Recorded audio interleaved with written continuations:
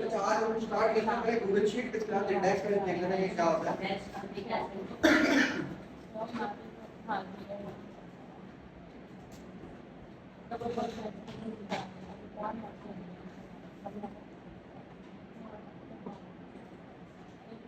अच्छा ये हम लोग गूगल शीट और एक्सेल के अंदर ये फर्क है। चलिए हम लोग नहीं चले तो किसी के साथ बैठ जाओ फिर देख लेंगे बाद में।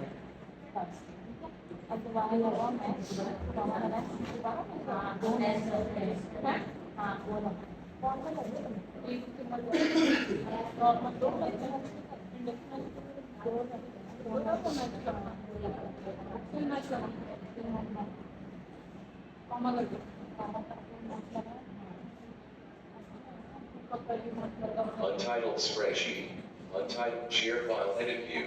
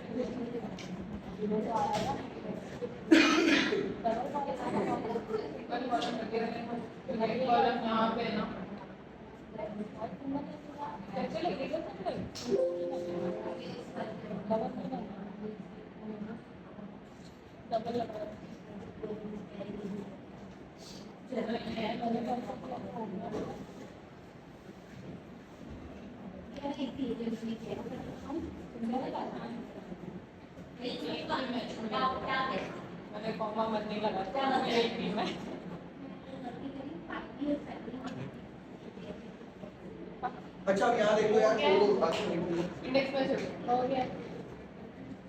अच्छा अब हमारे पास जो है कि गूगल शीट है। गूगल शीट में हमें ये देखा था कि समय VLOOKUP और जितना हमने फॉर्मूला और कंडीशन सारी लगाई थी ना, अब हमें ऑल्टरनेट गूगल शीट में लगानी है। अच्छा हम गूगल शीट क्यों इस्तेमाल कर रहे हैं, मतलब एक्सेल क्यों नहीं कर रहे? इसमें मैंने सुना भाई गूगल शीट क्यों इस्तेमाल कर रहे हैं, एक्सेल क्यों नहीं इस्तेमाल कर रहे हैं? इस चीज में ज्यादा चीज मतलब बेसिकली डेटा हाँ क्या डेटा सेट लार्ज अब हाँ डेटा से लाइव तो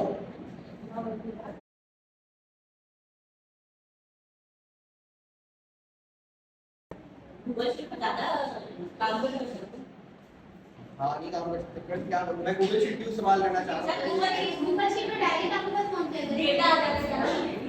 डेटा नहीं आ रहा, शेयरिंग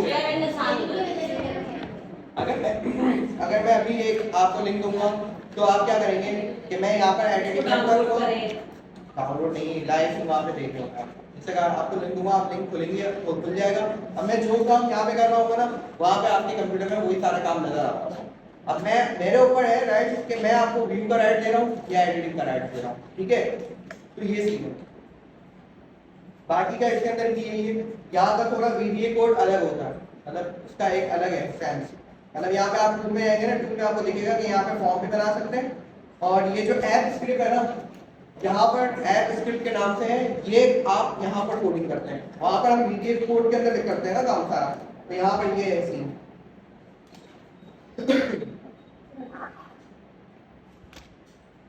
अच्छा बाकी का ये जो ऊपर की जो चीजें हैं सारी आपको ये दिख रहा होगा फाइल, ये यहाँ पर आप नाम डाल सकते हैं। जैसे कि कुछ भी मैं डाल दूँ यहाँ पर क्लासेस, सही है? ये ऑटोमेटिक ड्राइव के अंदर आपकी सेव हो रहा होगा, ठीक है? तो आप जो गूगल ड्राइव देखते हैं ना, गूगल ड्राइव के अंदर सारी चीजें आ रही होंगी। अच्छा ये टैब के अंदर ये सारी चीजें आपको दी जाएगी। यहाँ पर आप इंपोर्ट भी कर सकते हैं। अगर मेरे पास कोई एक्सेल फाइल है ना अपने लोकल से बना दे अपने मेरे पीसी पर, तो मैं वो लेकर आ सकता हूँ, यहाँ पर खोल दूंगा, ठीक है? शेयर भी कर सकता हूँ। अगर मुझे इसकी कॉपी एक बनानी है वो भी पॉसिबल है, ठीक है? और शेयर भी है और ईमेल भी कर सकता हूँ, ठीक है? और डाउनलोड और ये तो आपको पता ही है कि ये सारी चीज।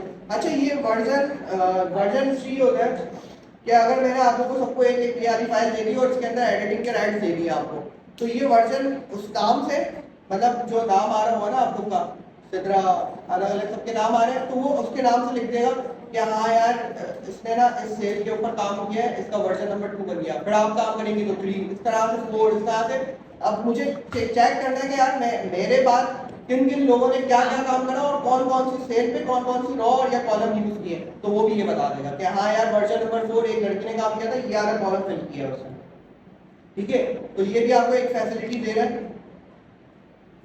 बाकी तो एडिटिंग वही है, कॉपी पेस्ट सेम ही रहेगा, सारी चीजें सेम रहेगी। फ्रीज मैंने आपको बता दिया, ग्रुप भी बनाया है। क्वेश्चन था, जैसे हम लाइव की आईडी बनाते हैं तो हम उस पे एक्सेल वगैरह पे काम करते हैं, और जब जीमेल की आईडी बनाते हैं तो गूगल शीट पे काम करते हैं, ये फर्क होता है।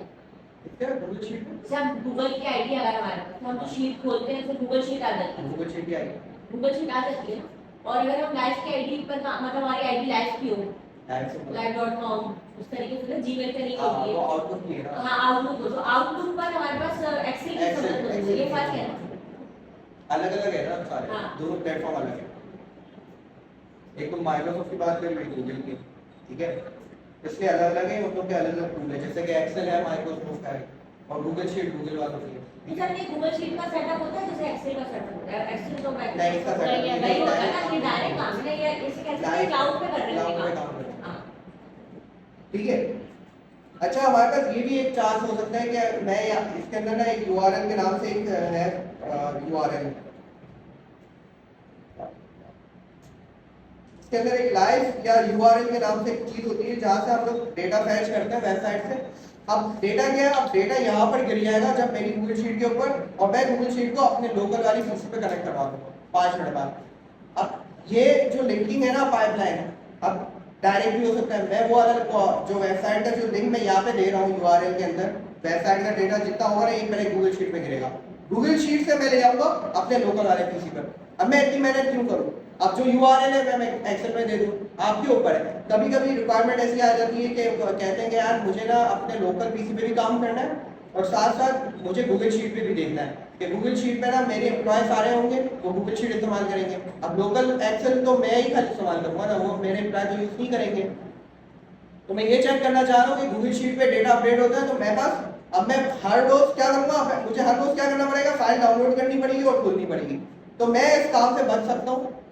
कैसे बचूंगा, अभी हम देखेंगे कि यार हम यहाँ पर अगर एक्सेल के गूगल शीट के अंदर डेटा हर रोज कोई ना कोई अपलोड कर रहा है, मतलब वेबसाइट से आ रहा है और गिर रहा है गूगल शीट के अंदर। अब गूगल शीट में कनेक्ट करूंगा एक्सेल से, तो क्या होगा, एक्सेल के अंदर मैं टाइम डाल दूंगा 5 या 10 मिनट का, तो क्या करेगा, रिफ्रेश करेगा लोकल वाला और वो सारा डेटा गूगल शीट पे जितना था वो सारा उठा के लेकर आ जाएगा। समझ आ गया, ये भी आप काम कर सकते हैं। ठीक है, अब एडिट है वही है, सारी चीजों कोई सेम, मतलब कोई वो नहीं है, टेबल है, फंक्शन है, लिंक है। अच्छा, ये हम बाद में देखेंगे, ये जो चीजें होती है ना, चेक बॉक्स, ड्रॉप डाउन तो बता दिया था। ठीक है, डेटा वैलिडेशन के अंदर सही है, बाकी तो चीजें सेम ही है सारी। सर इसमें ज्यादा फंक्शंस नहीं है ना एक्सेल के मुकाबले? हां, एक्सेल है बट ये नहीं सर, ये इसमें आपको ये है कि जो डायरेक्ट फाइल में उनका काम कर सकते हैं, आपको कोड नहीं करना पड़ेगा, उससे ज्यादा वर्जन रख सकते हैं। ठीक है, अब हम लोग आगे चलते हैं, थोड़ा देखते हैं इसके अंदर किस तरह से होता है काम। अच्छा, ये आपको लिमिट दे रहा होता है, मतलब अगर मैं इसको छोटा करूँ जरा, जैसे कि अगर मैं यहाँ पर हूँ, यहाँ पर ये देखिए, यहाँ पर 1000 रॉस तक आपको देगा, दिख रहा है। अब मैं 1000 रॉस के नीचे आऊंगा ना तो मैं इसकी लिमिट बढ़ा सकता हूँ, ये शायद 2000 3000 तक चले जाएगा, लेकिन मैं यहाँ पर कंडीशन देता रहूँगा, लेकिन इसकी कुछ लिमिट है। जैसे एक्सेल की 10 लाख तक थी ना, इसकी भी कुछ लिमिट है कि यार ये कहाँ तक जाएगा। ठीक है, लेकिन इसकी वो मेमोरी पे क्लाउड की वो तो 1000 तक चला रहा है। ठीक है, तो अब हम देखो 25,000 यानी मैंने ऐड कर दिया तो ऐड हो गई, यहाँ पे ऑटोमेटिकली ऐड नहीं हुए होंगे। मसला ये आ रहा है कि जब हमारे पास बाय डिफॉल्ट एक्सेल होता है ना तो 10 लाख डायरेक्ट दे देता है, इस वजह से हमारे रैम के अंदर इम्पैक्ट आ जाता है। ये नहीं दे रहा, ये कह रहा है कि यार क्लाउड पे उतनी ही स्पेस ले जितना आपका काम है। अब किसी का 500 रॉस का काम है, वो खाली 500 रॉ ऐड करे, वो क्यों 2000 25,000 10 लाख तक रॉ बाय डिफॉल्ट ऐड हुई है, खाली कुछ में मेरी मेमोरी भी जाएगी वहां से। ठीक है, सही है। तो अब मैं आता हूं ऊपर। ठीक है, यहाँ पे वही है, सिंपल है, कोई मुश्किल नहीं है। मतलब यहाँ पे हम वी लुकअप देख लेते हैं, इंडेक्स मैच भी यही सेम ही रहेगा, कोई वो नहीं है चेंज।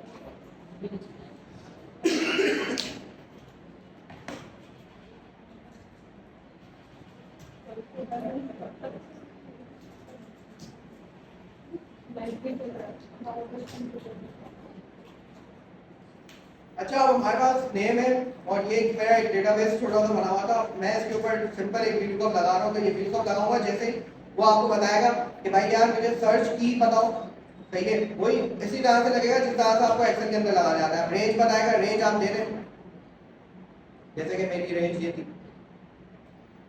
मुझे कॉलम उठाना है 2, मुझे एग्जैक्ट मैच करना है टारगेट, मतलब काम हो ही रहेगा। मसला ये है कि एक्सेल अगर आ गया तो गूगल शीट भी आ जाएगा, अगर एक्सेल ही नहीं आएगा तो फिर गूगल शीट भी नहीं आएगी, आपके ऊपर। सर इंडेक्स मैच में basically index match plus VLOOKUP का फॉर्मूला लगता है ना एक तरीके हाँ से। भाई, वो इसलिए रहता है कि अब अगर मेरे पास अब ये केस है कि मैं अब मार्क्स डालता हूँ और मुझे मार्क्स के अगेंस्ट पीछे बैकएंड का डेटा चाहिए, मुझे आईडी चाहिए, तो VLOOKUP बैक पे नहीं जाएगा, वो फॉरवर्ड जाएगा, सही है। तो अब मैं कैसे लगाऊंगा कि अगर मुझे आईडी चाहिए तो मैं इंडेक्स लगाऊंगा, इंडेक्स के अंदर जितना डेटा है ना सारा दे दूंगा, फिर मैच, मैच के अंदर मैं बोल रहे सर्च की ये है, अच्छा ये कौन से कॉलम में आ रहा है मार्क्स, आपने कहा कि यार ये वाला कॉलम है, इसको मैंने ये दे दिया, सही है, और ये बोलेगा एग्जैक्ट मैच, ठीक है, एग्जैक्ट मैच है, ठीक है। अब मुझे यहाँ पर मैंने जो सबसे पहले दिया था ना इंडेक्स, सारे कॉलम ये थे, तो उसमें से मुझे कौन सा कॉलम उठाना है, फर्स्ट, ठीक है, देखते हैं आ गई, सिंपल है, कोई रॉकेट साइंस यार। दो मैच कब लगते हैं? 2 मैच, दो मैच वाला फिर 2 मैच वाला कौन सा, मैंने डाला था 2 मैच, सर अगर ऐसा हो कि एक साथ चारों आईडी पे आ जाए, सर्वर पे आ जाए तभी मैं आ सकती है, तो नेक्स्ट कॉलम बनेगा ना, फिर नेक्स्ट कॉलम बनेगा, मतलब आईडी का क्या लाइन से सारे आ जाते हैं ना, जब हर कॉलम के वो आ जाते हैं डेट रिकॉर्ड सारे डेट। तो ये सर्च तो करेगी करते सही सर एक फॉर्मूला देगा उसमें दो मैच आ सकते हैं ना, आपको बनेगा कि आप वहां पर सही काम कंडीशन है ना, जो भाई देखो डेटाबेस इतना बड़ा है, अब आपके ऊपर है ना, सब कौन कौन से कॉलम, आप सारे पूरा डेटाबेस उठा दोगे तो वो तो अलाउ नहीं करेगा ना, आपको स्पेसिफिक कॉलम उठाने जो आपकी जरूरत पूरी करे। लेकिन ऐसे ही लगेगा अगर मल्टीपल का खोल तो अभी अब मुझे अगर 7 साल में सैलरी या सैलरी उठानी है तो मैं दोबारा वही फील्ड को पर जाऊंगा। अब देखो मैंने डिपेंड कर दूंगा, अब जैसे मैंने ये आईडी, अब मुझे सैलरी उठानी है, ठीक है, तो अब मेरे पास बहुत सारे चांस हैं, या मैं नेम के ऊपर भी उठा सकता हूँ, अगर मेरे पास आईडी है तो मैं आईडी को दे रहा हूँ ये, और मैं यहाँ पे गया मैंने आईडी को ये दे दिया और मैं थर्ड कॉलम उठा लिया, आपके ऊपर है आगे सैलरी। अब देखो जैसे मैं यहाँ पे आसिफ करूंगा ना, हर चीज चेंज, अब मैंने एक चीज के ऊपर एक चीज डिपेंड कर दी है, अगर ये आईडी होगी तो ये सैलरी आएगी, अब मैं ये जो सैलरी है मैं नेम से भी उठा सकता हूँ, आपके ऊपर है यार, पॉसिबल आउटकम आपके ऊपर है, काम क्या करने के करना चाहते ये कॉलम दो साथ, ठीक है। अच्छा अब हमारे पास आता है आगे समय, यानी अब हम एक से करेंगे दो वाला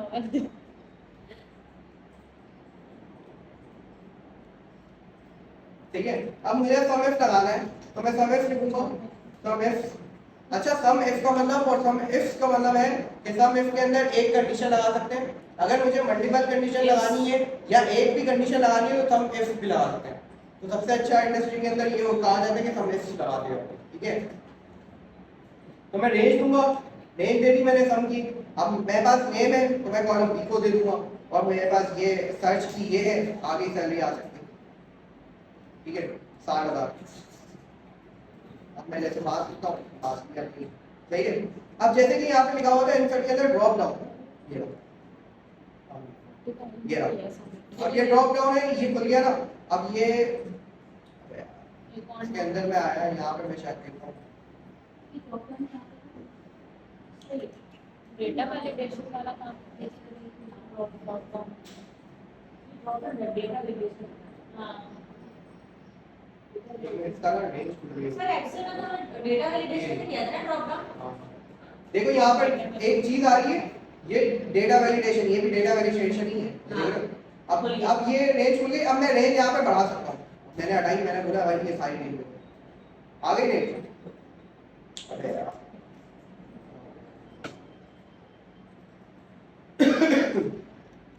मैं वापस सेंड कर देता हूँ।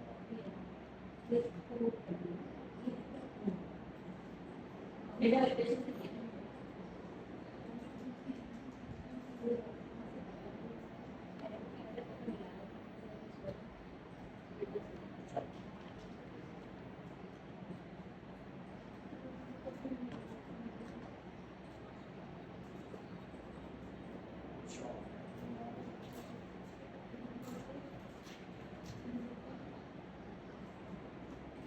ठीक है। अब जरा देखते हैं कि क्या हुआ है। देखो आसिफ भी आ गया। अब मैं आसिफ सिलेक्ट करूंगा तो आसिफ की सैलरी आ गई, आज जब सिलेक्ट करूंगा तो आज की आ गई, ठीक है। तो ये थोड़ा ड्रॉप डाउन एक अच्छा सा लग रहा है कि यार मैं इसके ऊपर काम कर सकता हूँ आगे चलकर, सही है। ड्रॉप डाउन लगा दिया और इसके अंदर वैल्यू भी ऐड कर दी कि भाई यार आसिफ आए तो आसिफ की बताएगा, आज आएगा तो आज की बताएगा, ठीक है। अच्छा अगर मुझे इसके अंदर फॉर्मेटिंग या कुछ करना है तो टेबल है, मैं जाऊंगा। ये मतलब ये कि यहाँ पर चीजें आपको ढूंढनी पड़ेगी, मतलब कंट्रोल टी किया तो कंट्रोल टी से कुछ और हो जाएगा, चीज अलग होगी, क्या चीज अलग होगी। हाँ तो ये है कि आप यहाँ पे देख देख कर चीजें ढूंढते जाएं कि यार टेबल है तो टेबल बनाने के टेबल पे गए। अब ये कहाँ हो गया, ये भी काम करते हैं,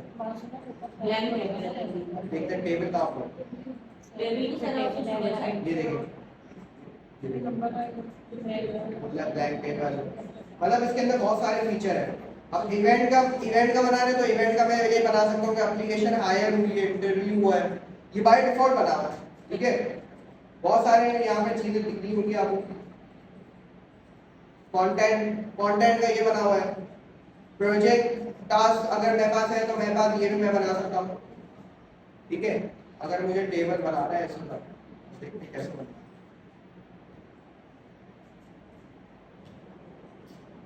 अगर मैं पिवट टेबल अप्लाई करना चाहूँ तो ये कह रहा है ये शीट है। अब ये देखो ये दूसरी शीट आ गई।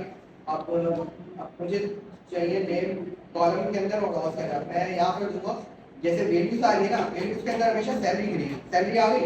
अब सैलरी के अंदर मैं चाह रहा हूँ कि मेरे पास कॉलम के अंदर नेम आ जाए, ये भी आ गई।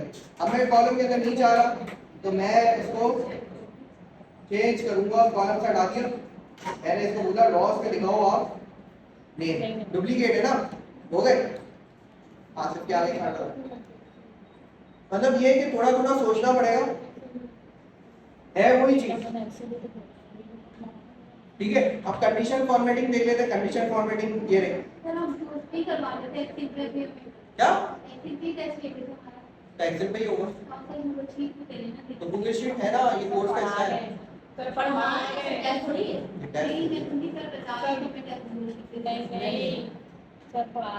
एप्लीकेशन बनाइए टेस्ट वही मारो वाले टेस्ट अभी पढ़ो इनको पता ही नहीं है कि कलर टेस्ट कल है भाई, कल लेंगे, अभी पढ़ा रहे हैं। अभी सर पढ़ा रहे हैं, सर कह रहे हैं गूगल शीट आपका स्टार्ट कर, वो पावरपॉइंट पढ़ाएंगे उसके बाद फिर वो ऐसे अभी सब पढ़ाएंगे, ये पढ़ा रही है, जल्दी से आगे हो जाएगा, कुछ भी नहीं, वही सारी चीजें वही चीजें रिवीजन भी हो रही है वैसे ही गूगल शीट पे सारे फॉर्मूलाज नहीं है ना, तो एक्सेल पे अच्छा ये कह रहा है कि ग्रेटर देन, बताओ कि यार ग्रेटर देन अगर हो जाए ये वही है, लेस देन इक्वल टू, अब मैं चाह रहा हूँ कि यार 30,000 से अगर लेस हो,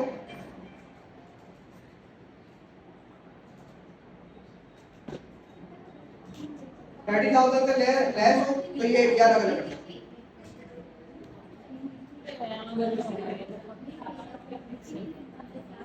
अब सर बड़ा करेंगे इसका फॉर्मूला होगा ये नहीं हो रहा, ये नहीं हो रहा, इसके बाद क्या करेंगे सारे काम आ गए ज्यादा ना